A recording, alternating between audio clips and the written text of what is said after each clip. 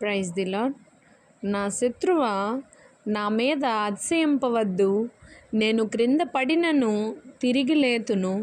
నేను అంధకారమందు కూర్చున్నను, యెహోవా నాకు వెలుగుగా నుండును.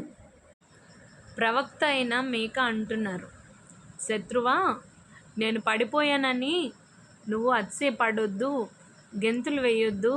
నేను పడిపోయినా కూడా మరలా లేస్తాను.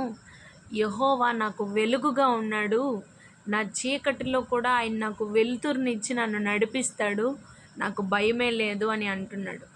అంత గొప్ప ప్రవక్త అయిన మీకాయే వాక్యాన్ని బట్టి ధైర్యం తెచ్చుకొని ముందుకు వెళ్తున్నప్పుడు కొన్నిసార్లు మనం ఈ లోక సంబంధమైన విషయాల్లో పడి సాతానును గెలవలేక ఓడిపోవచ్చు. సరే, ఓడిపోయాను కదా, నా లైఫ్ అయిపోయింది కదా అని అక్కడే ఉండిపోకూడదు.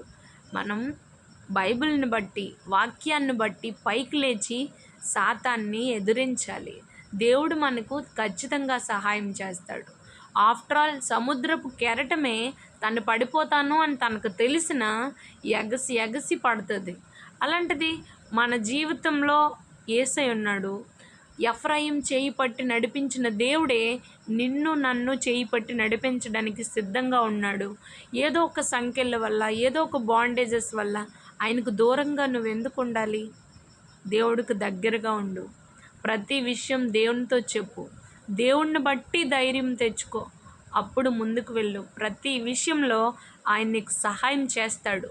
నీ చుట్టుపక్కల ఉన్న వారి కంటే కూడా ఉన్నతమైన స్థానంలో నిలబెట్టడానికి ఆయన సమర్థుడు.